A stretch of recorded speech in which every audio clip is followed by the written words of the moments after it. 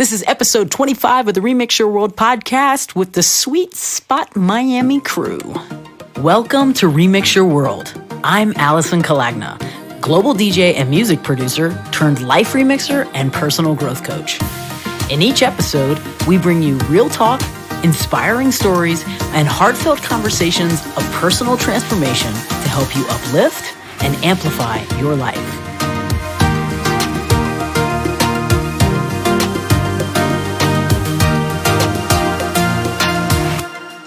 This is the Remix Your World podcast. What's up, world? This is episode 25 of the Remix Your World podcast. Oh my gosh, I'm so excited. It's like a small milestone for me. It's a big deal. And I couldn't be even happier because I'm actually just going to talk to my friends. So the crew who are starting Sweet Spot, a new event in Miami that goes down this weekend, is here today. Erin, Matt, Deanne, and Pride, all people that I've known for hot minutes, are going to come over here and they're going to talk about what they are creating. There's so much going on in Miami, but what they are doing is something new, something exciting, something fresh, something sweet. And I'll let them get into it and tell you about it. So without further ado, let's just jump right into my conversation with these awesomenesses. Come on, come on, come on, come on, come on.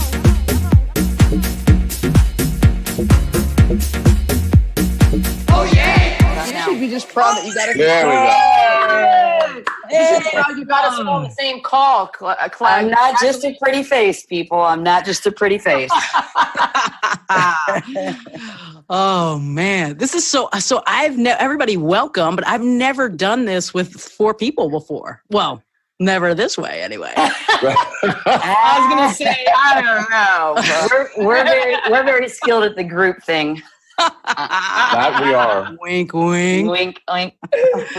Oh, so it's awesome. Well, I'm happy that you all are here, and I love all of y'all individually. So when I reached out to Deanne, I was like, "Yo, let's come on the show and talk about it," because I love it. Yeah, we all love you too. And when I mentioned it, everyone was like, "Yes, of course, we'd love to." Yeah, because it's a big remix.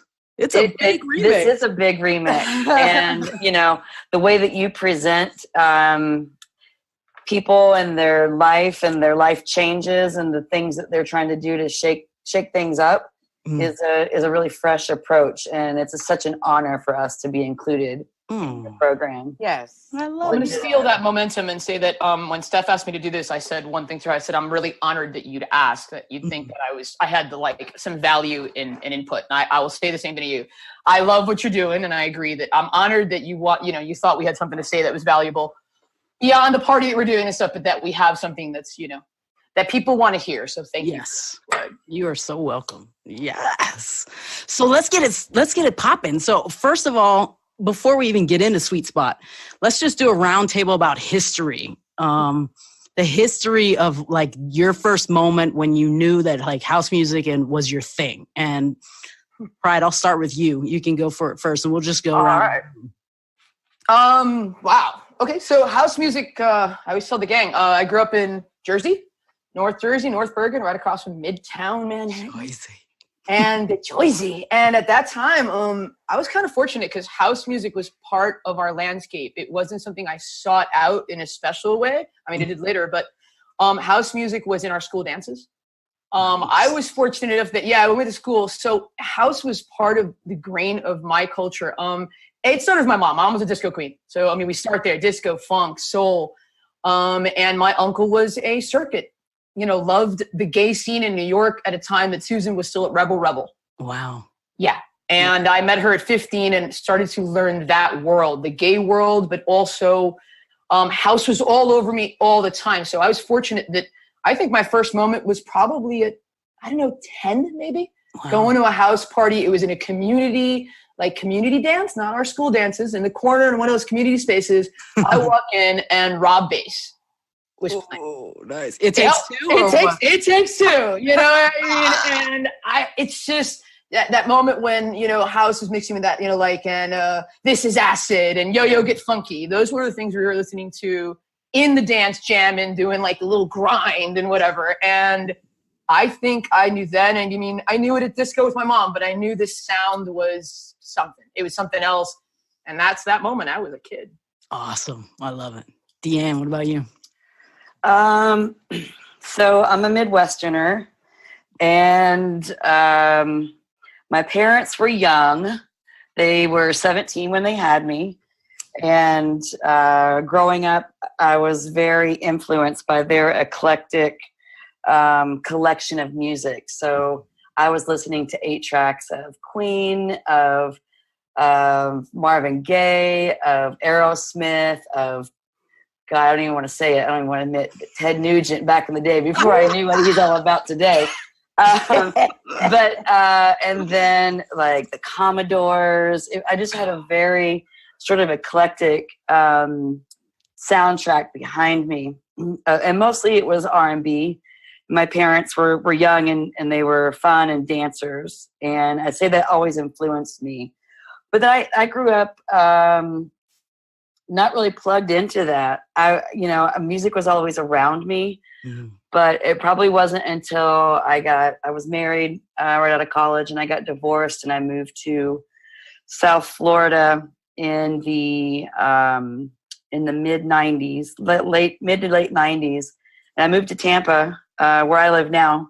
But I moved here the first time, and the clubs were playing like freestyle, and I was like, wow, what is this? TKA. Yeah. Yes. And I started going to clubs for the first time. I mean, my ex-husband was pretty straight-laced, wasn't really a dancer. We didn't really go out, so I really didn't have a lot of exposure to it. And then I was coming out at the same time. So this was this whole new rebirth for me. It was like my second puberty. So kind of in the midst of that was this new musical landscape. And Tampa had a pretty thriving club scene. I remember going to, I think it was the Factory, and David Knapp was playing. And it's probably the first time I heard Thunderpuss remixes. Right. And I went up to him and asked him what he was playing. I never requested songs. I just, every time I went to and heard a new DJ and heard something fresh, I always went right up and was like, what is this? And I would go and try and find it. So I would say I'm a late bloomer, and I definitely missed that sort of when house first, with like the transition from disco to house. Obviously I love disco, and I'm an 80s kid, 70s, 80s kid, but I missed that whole the house scene, how it originated. And so I've had to play catch up, but it's in me. And it started in the late 90s. That's awesome. What about you, Matt? It's funny. I'm hearing a lot of the same things from so far from my colleagues here. It did start within my family as well. My mother operated and then went on later to own a lot of different nightclubs in New York City, where I grew up. And then it was house and freestyle was always around me. She would let me come to the club when I was 13, 14, and she would hide me in the DJ booth. And I'd get to see Coro, Judy Torres, TKA, and they would always sign my autographs afterwards because I was a little guy up in the booth, So I still have all of these autographed photos of somewhere in my mother's house. So cool. And then, using her as a catalyst, using my mom, and everybody knew who I was, I started becoming a barback and a promoter, and I would give out flyers. And that kept me in the clubs for a while. My very first nightclub job was working for DJ Frank Core after he had left, well, obviously many years after he had left Studio 54, and when he opened a club in Long Island called Silver Lining. Wow. I'd worked there for a solid year before he found out I was only 16.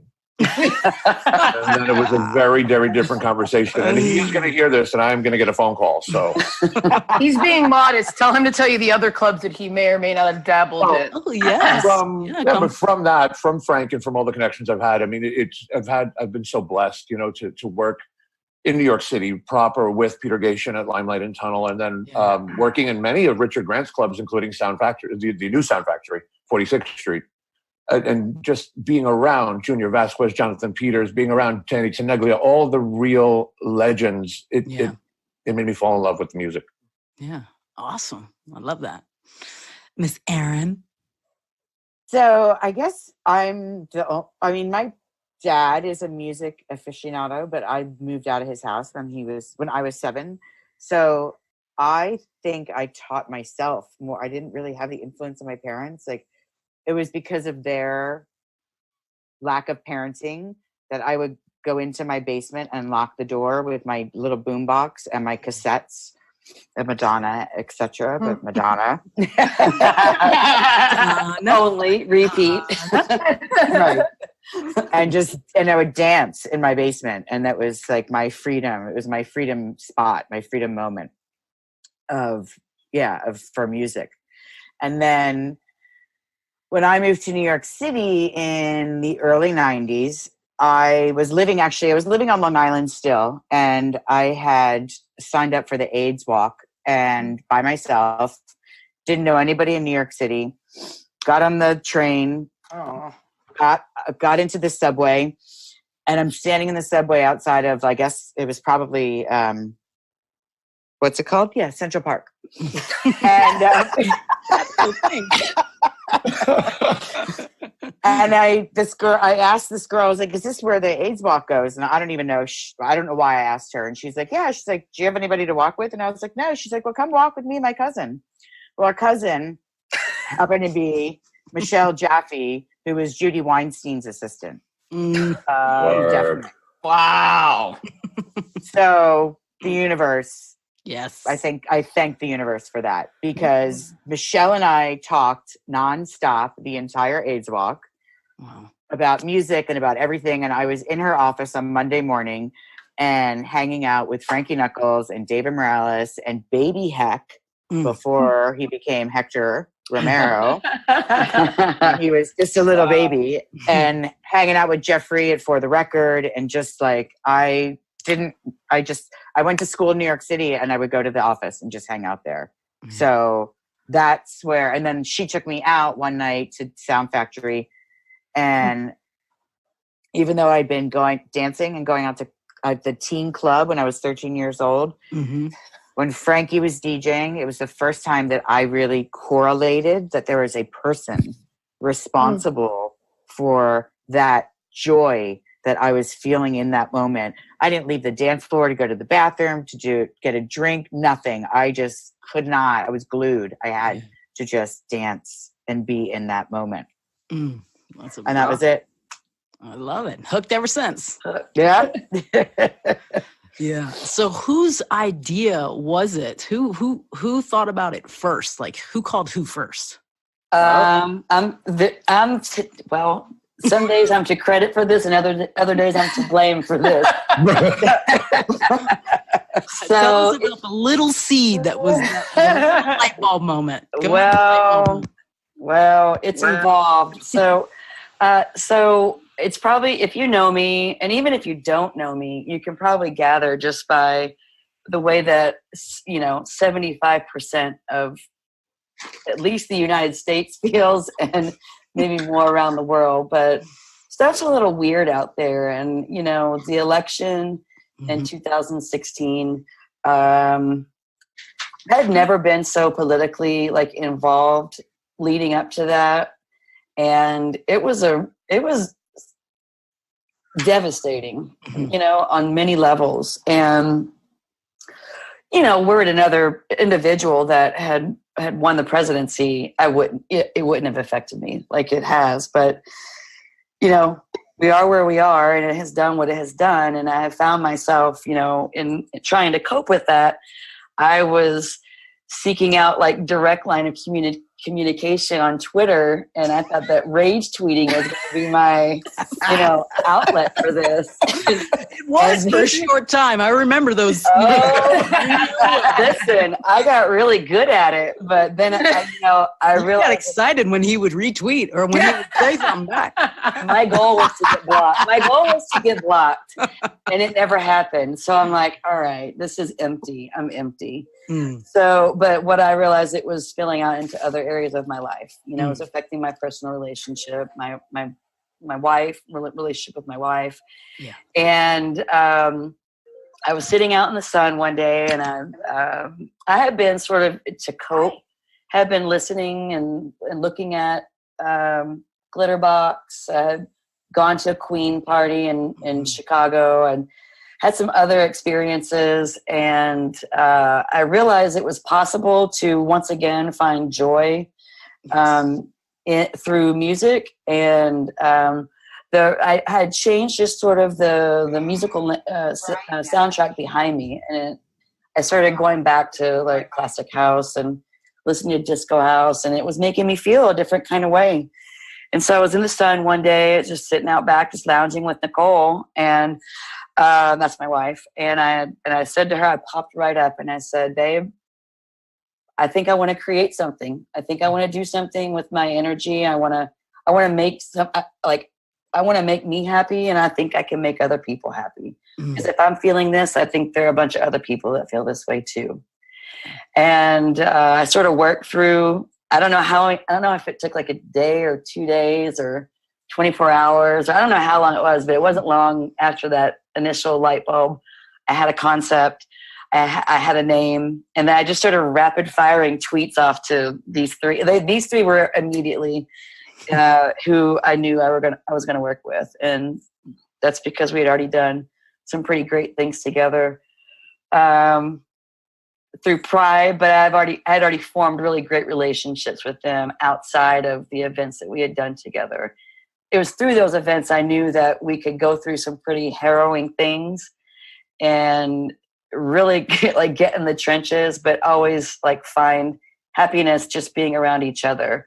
And so I knew that there was nothing too hairy that we couldn't manage, and that music was always going to save us and make each one of us happy. Yeah. And so this is the team that I wanted from the get-go. But she fails to tell you that in the beginning she wouldn't tell us what it was. It was, I have a concept. I have a concept. I want to talk to you about a concept. And I would say, okay, Steph, what is it? No. I really want to sit down and talk to you about a concept. Well, in a way, you have a really big remix here too, where you actually have to thank the Orange Man in the office for this. I do. I do. Right. I do. And I'm very conscious of, there's going to be a positive byproduct of this complete tragedy that we're experiencing. And if this personally is it for me, then I'm fully able to embrace that. That's awesome. I'm never going to tell him to his face, but that's okay. That's all but right. I mean, how much art comes out of pain like that, or how much art comes out of exactly some of the best.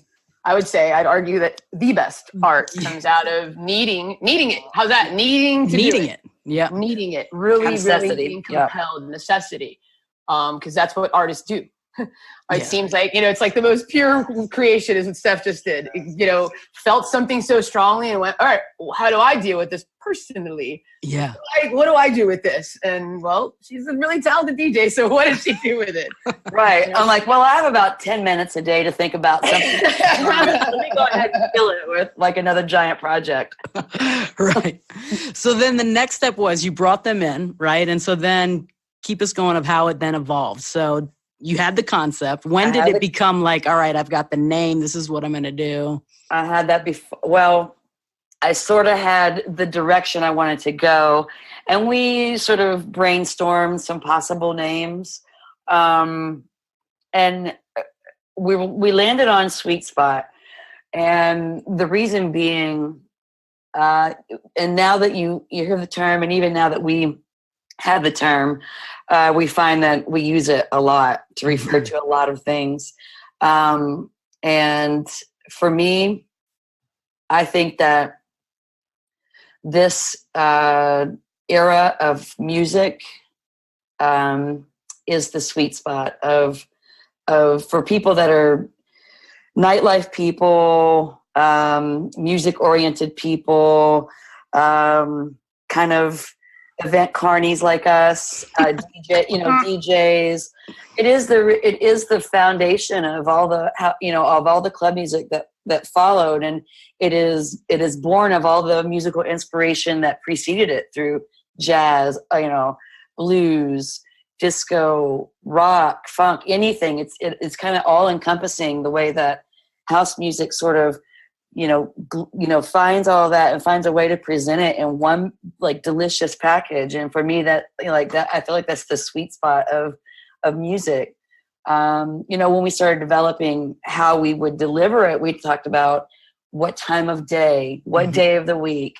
And it really just boiled down to the sweet spot for us is in inclusivity and how we can get the most people involved and tuned in and affected positively by what we want to do. So if there's an overarching sweet spot to, the project in and of itself, but it comes from each little element having its own unique sweet spot. And how do we sort of find what that is for marketing, for, the time of day, for the entertainment? Because, we're producers, so we're going to make it interesting and fun. Right. So, what are those elements and what's the sweet spot of each of those? Yeah. Awesome. So Pride, talk to us about the venue. So the venue is really cool. There's a couple things. Our venue right now is the Wynwood Yard Charcoal, which is a part of the Wynwood Yard. Wynwood Yard started about 3 years ago. It's a really cool open air space and a collective in Wynwood of artists, food trucks. They've really launched some brands that have actually left and become brick and mortar. They're really, an incubator of talent, and it's a really beautiful space. It is a container, it has container space, so everything is open air. And they've been really behind it 100%. So we've been very, very lucky. It is an essential location, but more than that, I love our venue, but what's cool about Sweet Spot, the venue, everybody is very aware, Wynwood Yard will be closing in a couple months. We are really excited to move this around a little bit. And, we're teasing that, and it'll be moving around not only within Miami, but in other states. And it's not, since it's a passion project, but the idea of bringing this to other states is really appealing to us and to other markets that we love. So, but with Wynwood Yard, I didn't really have a lot of choices. I had a very short list, and it was on my very short list, and we got very fortunate that not only did they want to work with us, but they are overwhelmingly supportive. And we want to continue with that trend. I love Wynwood as an area just because art is all around you, and they are the best, one of the best examples of that area and what they do. And you walk in there and you just feel like it's so interesting. It's so visual. There's so many different artists that make it up. And I feel like that speaks to Sweet Spot. It makes perfect sense that we'd be in some sort of like artist incubator, with cool ideas and things that are different. Again, we are producers, so we're going to be bringing a lot of sound in. It's a cozy space. So you're going to feel really vibey and warm in a space that you won't feel overwhelmed by. It won't be that thing where we don't need 500. We don't want to do that. That's not really our take. Not that we'll ever, turn down large parties like that. But the idea of Sweet Spot is just that. It's to feel good, to feel that vibe, and to feel that no matter how many people there are, you feel at home. There's food, in the venue. There's places that you can just take a walk and take a moment and all that. And it's in a very lush, beautiful area of Wynwood. So we got very, very lucky in there. Awesome. Yeah. Matt, tell us what you are excited about bringing to the table. I'm very excited about the whole project. Like Yvette was just saying, like Pride was just saying, it's a beautiful space. It is intimate. It will serve us very well. You'll be, you feel like you're part of the mix. Yeah. What I'm bringing to the table, what I'm hoping to do is going to be a lot of production, a lot of different pops of lighting, a lot of different washes, a lot of, different decor elements, stuff like that. I don't want it to be, and I think I can speak for the partners when I say this, I don't want it to be just another event that's decorated with some, spandex tubes and Starburst.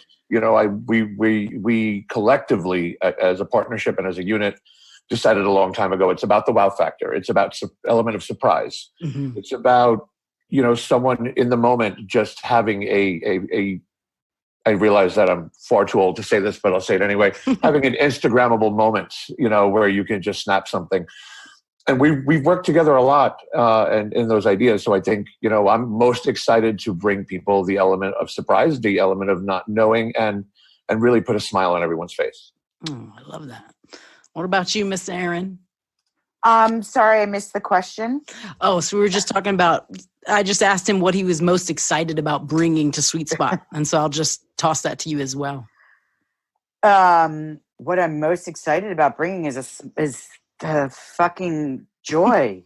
Yes. Bring the fucking joy. Oh, yeah. The fucking joy. That's right. Bring the joy, girl. Emphasis on the joy, or emphasis on the fucking. Wow. I think both. There's room for both. Listen, there is room. There's fucking There's- joy, and then there's fucking joy. There is. I have to tell you, like, I don't know. There's something. There's one of the techs on the ship that's got a little something going in my body. Oh.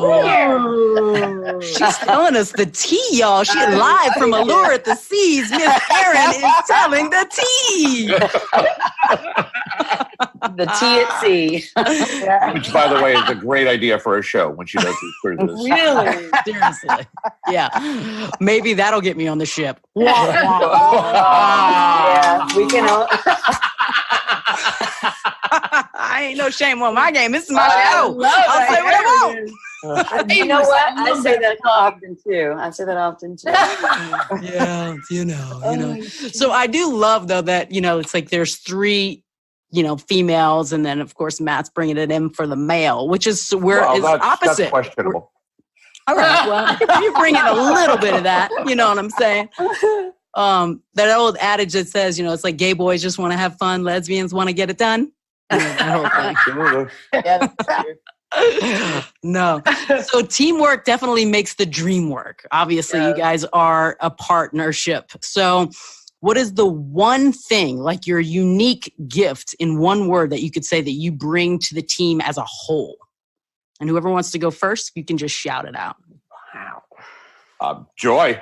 Joy. All right. You can repeat. Nobody's saying you can't take somebody else's. It's just we're just playing. Oh, shit. I like to drop them questions. Creativity and spontaneity. I mean, All right. Creativity. All right. Joy, creativity. I'm gonna go connections. Connection. All right. Yeah. I mean, I'm producing an Andy Bell concert tonight. Yeah. Okay. All right. Erin's a conduit. It's good. She's our conduit. Yeah. All right, Deanne. For me, it's I don't know how to really sum it up, but it's the passion. Passion. The That's a passion. great one. I mean, that's a Her, great her word. passion drives all of us, I think. That's true. All right. Steph Amazing. is like this figurehead of Nice. passion. The visionary. Also known as annoying. Stop texting me with to-dos. I mean, that's she's also that. Now, I get it. I'm doing this new thing with Blake, and it's the same way. He's like, I'm like, whoa, that's a lot of text. All right, I get it. I mean, we have fun with her. But listen, we're all really, really busy, and if we didn't have like someone that was this passionate bringing this to us, I don't think any of us would have taken it just because we don't have the time necessarily. But she had a passion is a great word. I mean, it's infectious, and I feel like not a lot of projects are like that. Like this will have its fumbles, and it's great. It's gonna grow slowly, but she has this infectious passion about it that then we picked up. Yeah. And I don't know. Every time we go out and we talk about the project or we go somewhere, we continue to make these really interesting connections that are just out of the blue, and people then have passion about it. And you don't see that a lot with these types of projects. And I think that's what keeps us going. What keeps us trying to like find the time and really give us the attention that some of us can't sometimes, or we'd love to give this all of our time. But I think what really keeps us going is her passion that now has grown into this ball of passion. That's so awesome. It is. It kind of is awesome. She's making us feel good in that, Yeah, and I mean, it helps too because you guys all have each other. It's not like one person to try to pull this off. It takes, teams. Oh, yeah, there's no way I can do it by myself. But I think what's interesting about this project is, while we're very task-oriented people and we're very like, give us an event, we will put this bitch together and we will turn it out. That's what we do. And there's, what is that? There ain't no problem I can't fix. What is that? That's kind of us in general in life. But, we each individually have our days where they just suck. Mm-hmm. And I think what's been fun for me is like, I know that like it was born out of a personal need to make myself happy. And so I do derive joy out of just putting it together. What's been really fun for me and rewarding is when these guys will go about and do some element of it on their own, and they'll come back to me and they'll go, you know what, Steph, Sweet Spot is the only thing that's making me happy today. Mm-hmm. And whether it's Yvette putting together her podcast, and we do a podcast every 2 weeks. So that just happened. She's telling a true story, man. I had the roughest day ever, and the podcast was due.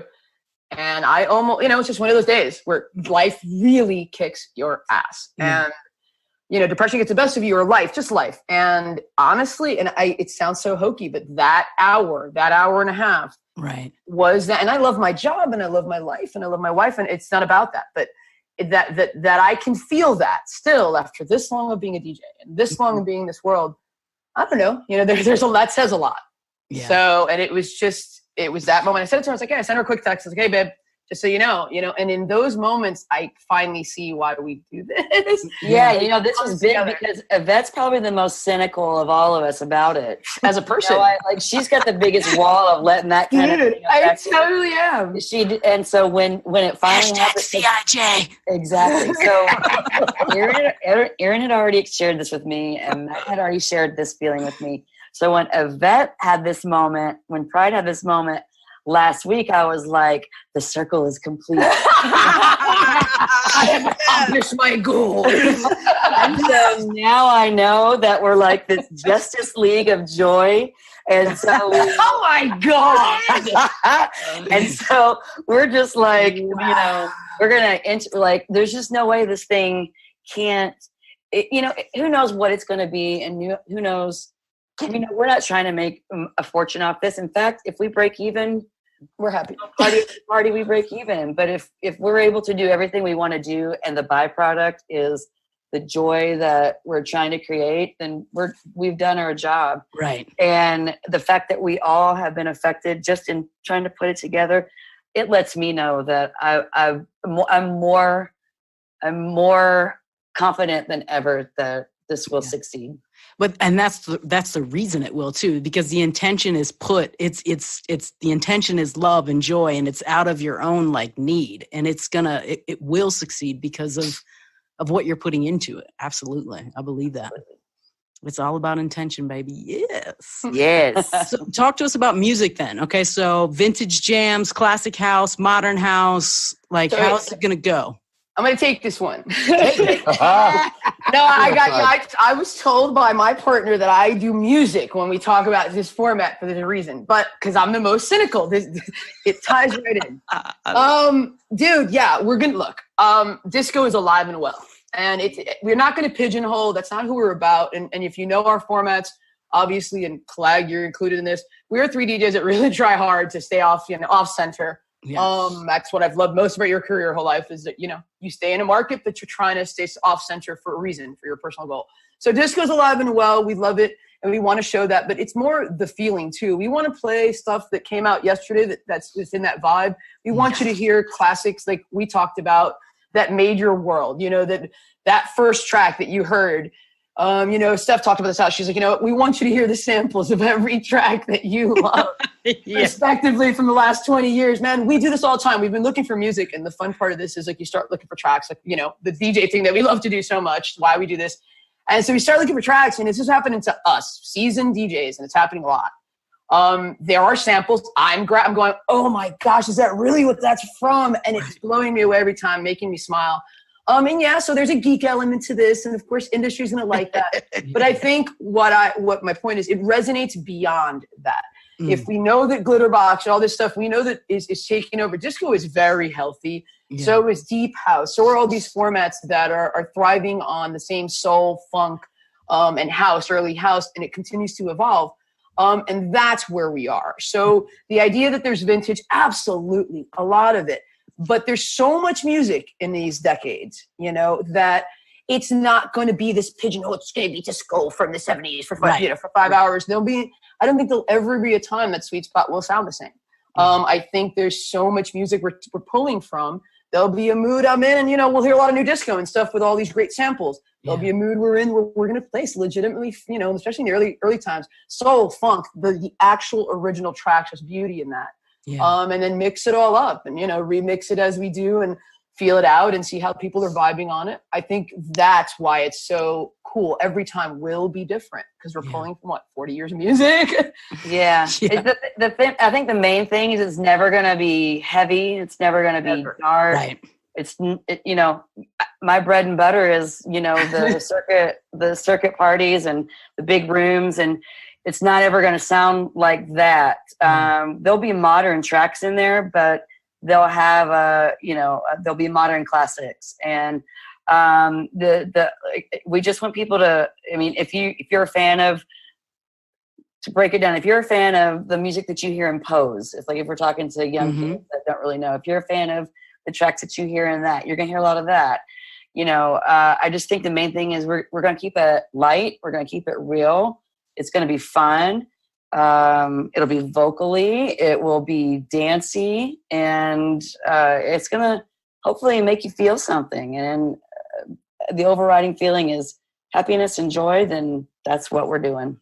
I love it. I'm so excited for y'all. I know. I wish I could be there, but I can't. I'm gonna be in Dallas, but I'm gonna be there with you in spirit. Okay. When is it? February 16th? Yep. February 16th, which is a week from this Saturday. Yikes. Do you hear her? Do you hear the stress in her voice? I know. It's from 5 p.m. to midnight, which, again, I think really encapsulates some of the best timing in Miami. Like as you're either coming off the beach or you're getting, the latter part of the day when it starts to cool down, you get sort of that twilight, you get the sunset, you get the change in mood and energy as you enter into the nighttime of Miami. That for me has always been a little bit electrifying. And you don't have to stay out till 7 a.m. and still party your ass off. Nice. So I think that's a good time frame for us. So I love it. So where can people find out about this? Anybody want to go? Nobody jump on this now. Go Nobody ahead. jump on this. And radio silence. I'm trying not to dominate the conversation. So we're all over. Go for it. Facebook, Instagram, Twitter. We're Sweet Spot Nightlife Miami for a lot of those things. And I'll link all of that up in the show notes. Thank you. Also. You can get our tickets on Eventbrite. They're not expensive. Like right now, it's $10. Yeah, it's $10. You can. That's two cups of coffee at Starbucks, y'all. Exactly. Find your joy. Right. It's 15 at the door, and it's not. And again, it's not going to be always about Yvette and I. We will always be sort of the steward of the music, but we're going to have guest DJs and it won't be about us. It's about the brand and the party and the product. So I know I can't tease it, but I can tease it. We have a shameless plug that I cannot tease. We have a really great March. All right. And you're gonna like lag. You'll listen. We'll let you know first, but I know we can't quite go. But we really got lucky, nice. And we're fortunate, and that's what the whole friends part is. We really are going to bring people in. We don't want to. Like everything else, we don't want anybody to have any expectations of anything. Come into the party, come and enjoy it. Yeah. But you definitely get some surprises. And, all of us have been in. We have some friends and friends of friends, and we're lucky. We will have some really great talent, surprising people coming in, doing that thing where they're just going to vibe for an hour or two in a setting that you're not used to seeing them playing stuff you're not used to hearing them play. Yeah. Or DJs that maybe we don't listen to in our market sometimes that you don't get access to. How's that? Amazing. So... yeah, we're excited and we're working hard on things like that. And, we're grassroots. It's small. We're not trying to, but it's powerful. The idea and the movement's pretty powerful. And with that being said, I mean, there's also a lot of different cities that we can't also say legitimately right now without a signed contract. But let's just say there's a lot of big news that's going to be coming out from us in the next week or so. That's awesome. I'm so excited. All right. So one last question for all of you. How do you define music? Whoever wants to go first can. I'm a little old school when it comes to how do I define music, because in house, I think especially what we're talking about now suits me in the sense of if you can take me on, and I realize it's been said before, but it's the truth. If I can get on a dance floor and you can take me on that journey, if you can tell me a story, I can close my eyes and forget about everything that's happening in my life.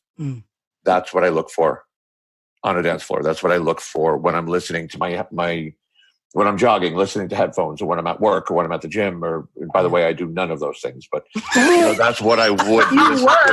You were right. So good. It's about the journey. Partners didn't call you out. None of us. We stood strong. You're jogging.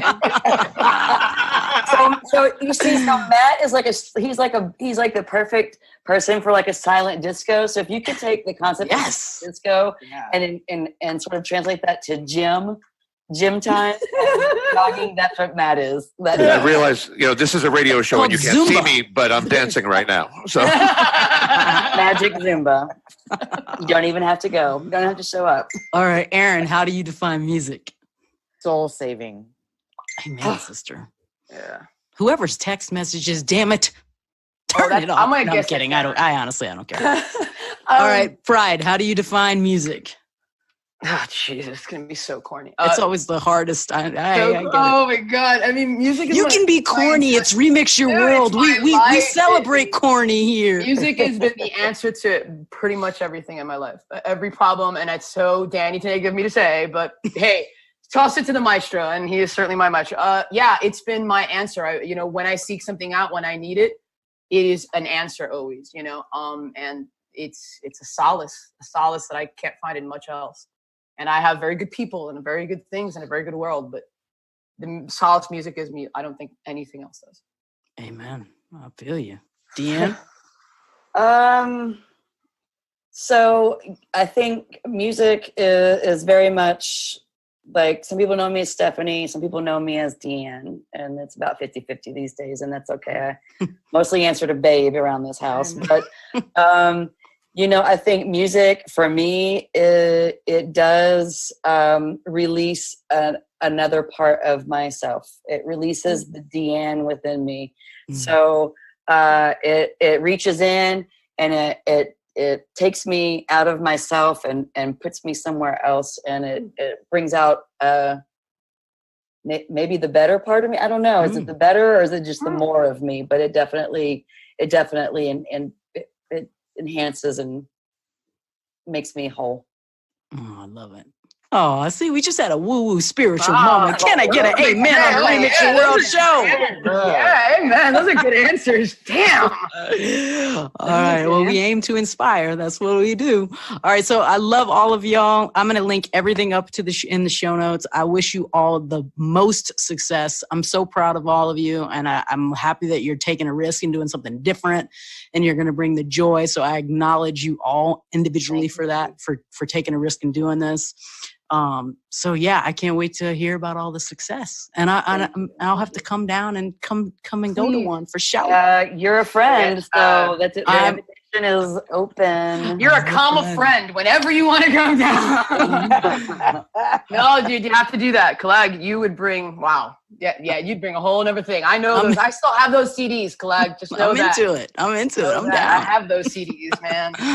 Those gave me life. I still have those. I'm into it. I'm down for whatever. You know that. I love all of y'all. Always. Thank you so much for having us. So much. Right back. You're so welcome. For giving us an opportunity to just, I don't know, vibe with you.